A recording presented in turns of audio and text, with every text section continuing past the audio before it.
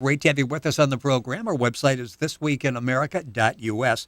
Back with us on the program, author Peter Chapell. He was born in Manitoba, Canada, moved to New York City at age 18, served 4 years in the U.S. Army during World War II, attended UCLA under the GI Bill of Rights, and since 1951 has been a resident of Santa Monica, California.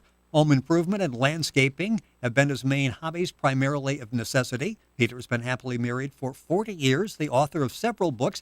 Been on the program before when we talked about his fascinating book, Having the Time of My Life. And the book we'll be talking about today is called Impressions and Reflections. Peter, welcome back to the show. It's great to have you with us once again.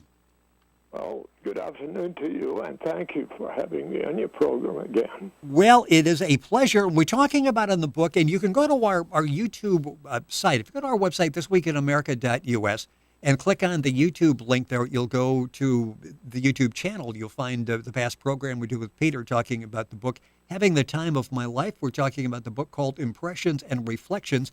And I understand a lot of this came out of the time you were spending in the car back for a number of years as you were driving. You mentioned remodeling sort of out of necessity. You were on the road quite a bit at that time, and these were some ideas that came to you during that period. Well, I drove from Santa Monica to the Santa Cruz Mountains, which is about 450 miles, and for 45 years. So that was a long spell of time when I was, caged in my old vehicle. And so it started in 1974. I recalled a drive that I had taken, it must have been January of 1953. And along about halfway down the distance I was driving from Vancouver, British Columbia, where my brother lived. And about halfway in the desert area, I had my, Packard convertible, and a used Packard convertible, and it was, the top was down, and it was very hot. And so there was a tree by the side of the road, and I stopped, and I dozed off. And, that experience felt so good. And in 1974, as I was driving back and forth to Santa Cruz Mountains, I had a cabin there, and it was an old shack when I got it. And so those trips were for rebuilding the place, make it livable. And so I recalled this incident way back in 1953. And so in 1974, it was, there was a lot of talk about the second anniversary of Los Angeles. I believe it was second anniversary. And so I thought I would try to, make use of that idle time that I had, driving. And so, the first thing, it happened to be my birthday. And so I was thinking of the birthday of Los Angeles. And so I had a little cassette tape at my side. And so I started to dictate words that came to my mind and what I knew. And before I got to Santa Cruz, to the cabin, I had much of the words composed. It had to be rearranged when I got to my destination.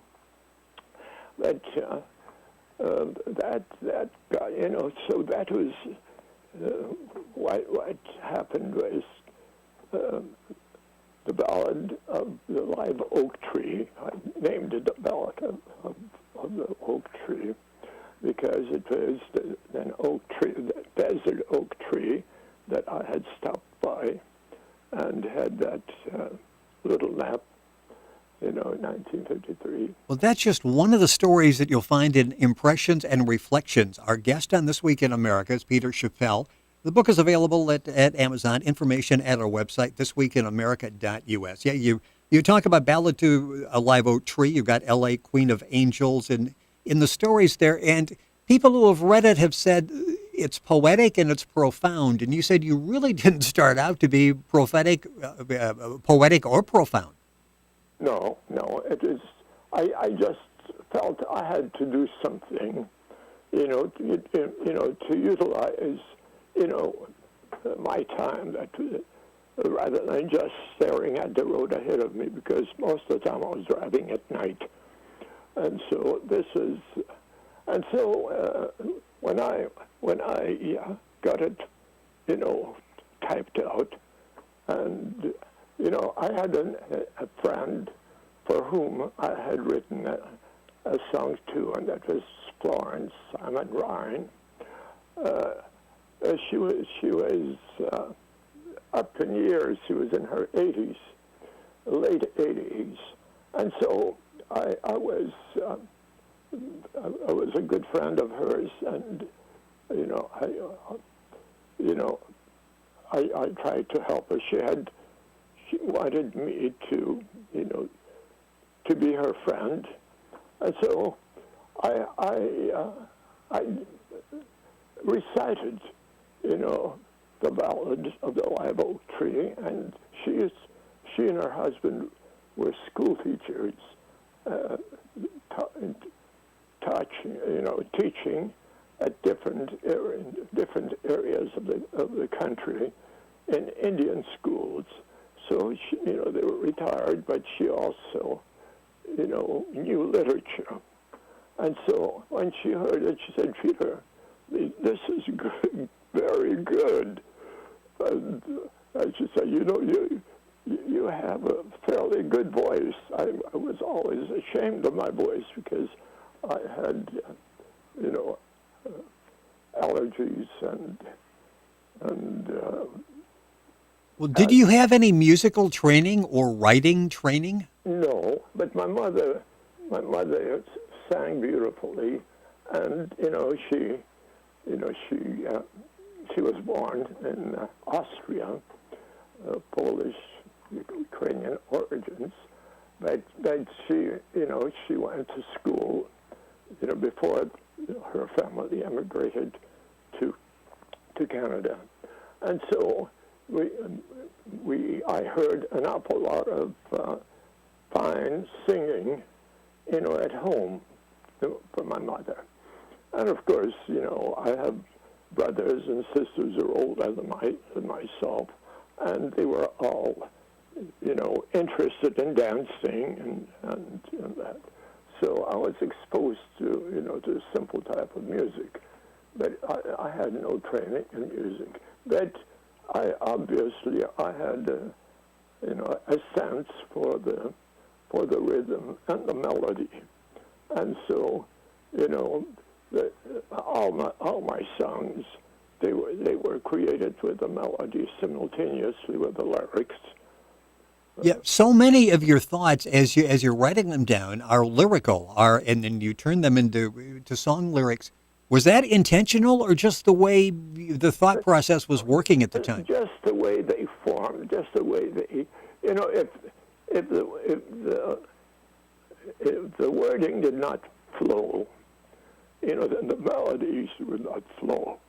I had to have, the lyrics, flow with the melody. Yes. When something is missing, if there's a jarring effect in the lines, lyrical lines, why, you'd get the same thing in the melodies. So they just work together. The book is called Impressions and Reflections. Our guest on the program is the author, Peter Chapell. The book is available at Amazon. Information at our website, thisweekinamerica.us. People have said that you show a simplicity of language and style. Again, where did that come from? Because you don't have a whole lot of extra words there. You just get right to the point in a very descriptive manner. Well, because, I did not have to depend on my imagination. All I had to do was describe, what I experienced.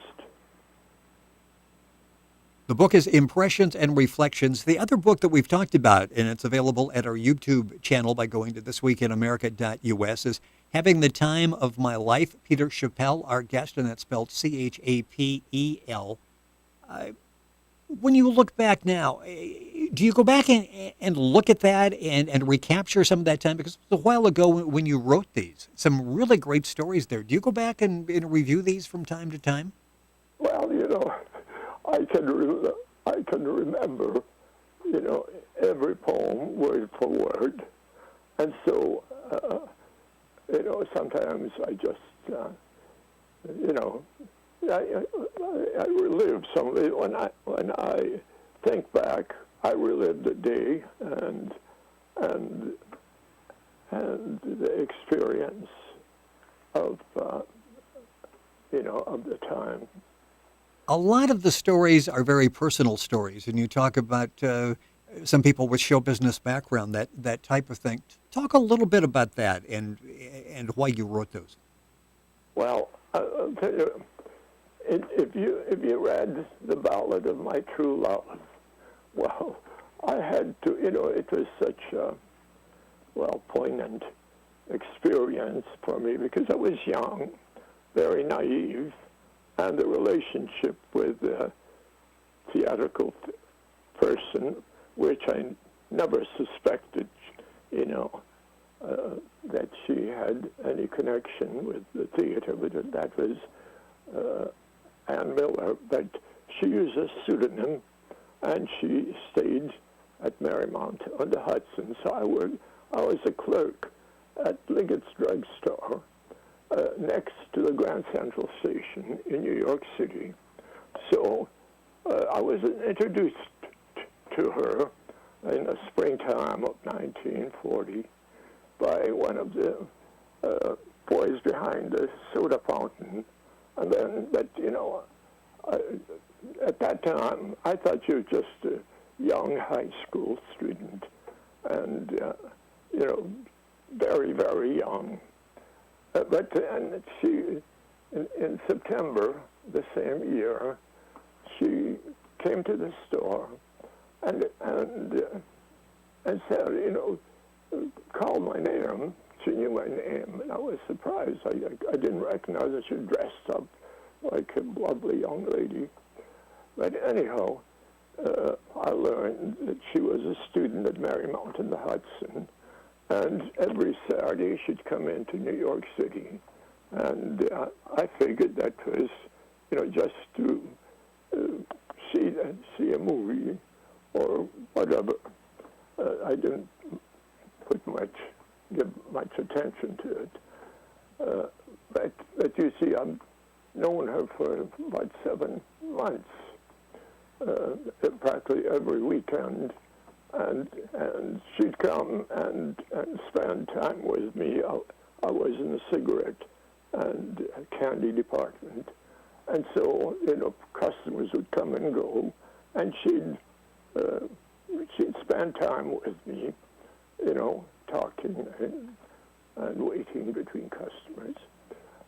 But we had gotten to know each other very well, and after that was, when I'd start working at 8 in the morning, she'd come in the morning, no definite time. But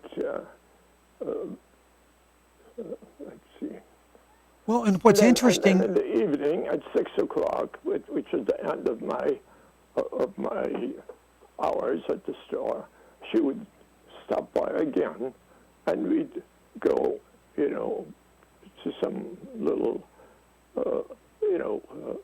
there are places in New York City in there that you can go and have a, coffee or Yes. or something. So but she always had to leave at 7 o'clock to take the train back to Tarrytown, where Marymount and the Hudson was located. And I paid no attention to that. But, of course, later, after I was no longer seeing her, years later, I realized that she may have been starring in George White's Candles, So you see, at 7 o'clock, she never wanted me to go beyond the entrance to the Grand Central Station because she said if any of the girls at college, caught her with me, they might, it'd be gossip. Well, this is a mysterious relationship, which you talk about, and we discussed it when we were talking about having the time of my life. This was a relationship that was not based on, here's some lady that's in show business and I'm attracted because of what she does. This was just two people that enjoyed each other's company. You had no idea what she was doing. That's right. But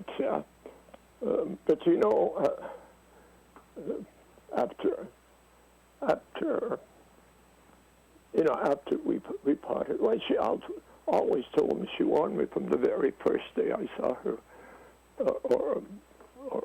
that she was not free, that she did not expect to live very long. And I told her, one of my grandmothers has been dying for years, but she lived to an age of 113 when the obituary was published. So don't worry about you dying. And she said, well, so-and-so, warned her. You never let her live with anybody. And I said, well, how old is Jack? And she said, well, she was only 17 and almost, a child. And she said, well, he must be 25. And I said, well, he's old enough to know better, so don't pay any attention to that. But you see, then one time at the 6th, we stopped by at the Lexington Hotel. And so I thought we'd have something to eat, but they didn't serve till after 7. So we had a drink, and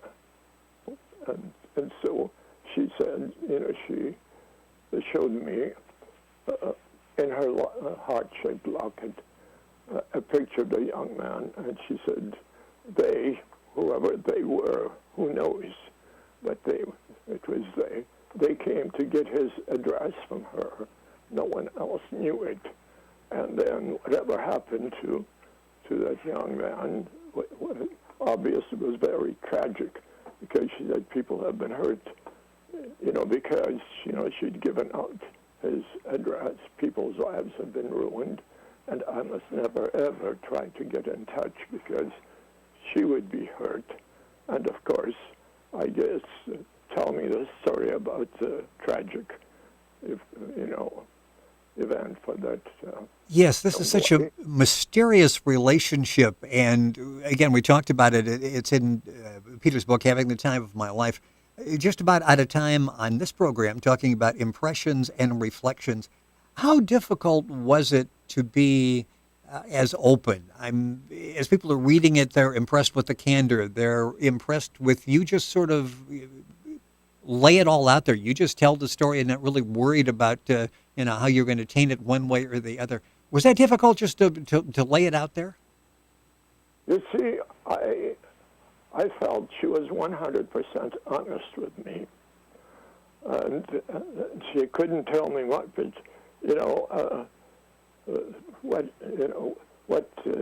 I was a little worried about her. During the Christmas vacation of 1940-41, she wrote me 3 letters in one day, one to my sister's home, one to the place where I worked, and then a special delivery letter to my sister's home telling me that I must never try to write to her until I hear from her. And when she came back, she came back directly to to the drugstore in the afternoon of a weekday. She looked very tired. And I said, did you have a good vacation?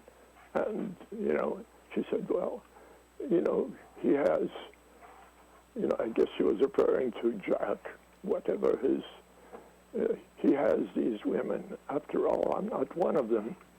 And I did not ask her for any more. But you see, her life was totally strange to me. But she may have been referring that, Jack, whether he was her agent or whether he was, George White, she was starring in George White's Scandals. And she's very young and subject to, very, very, what you call, vulnerable.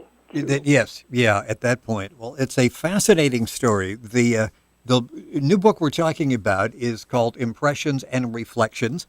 Peter's other book is Having the Time of My Life. And again, you can get information on that. That's available at Amazon as well. Information at our website, thisweekinamerica.us. You can watch that interview we did with Peter talking about having the time of my life there as well. This book is Impressions and Reflections. It's available at Amazon. Information at our website, thisweekinamerica.us. Written by our guest on the program, once again, Peter Chapell. Peter, fascinating stories, excellent book, Impressions and Reflections. Thank you, sir, once again for being with us on the program. Thank you. You're welcome. And again, information at our website, thisweekinamerica.us.